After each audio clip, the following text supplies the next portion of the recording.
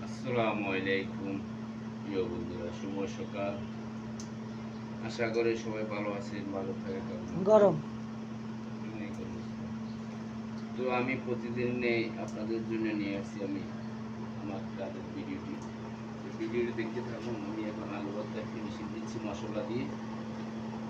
আগে মশলাগুলো দিয়ে দিয়েছি, 5 পিসেলি মশলা এখানে দেওয়া হয়েছে।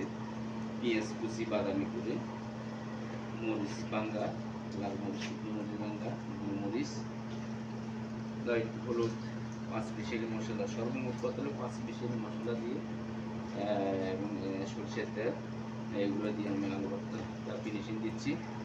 তো আমার ভিডিও আপনার দেখতে থাকুন। যে কোথায় থেকে দেখছেন ভিডিওটি আমাকে লাইক কমেন্ট শেয়ার করে সহযোগিতা করবে, ভালোবাসা দেবেন, ভালোবাসা দেবেন।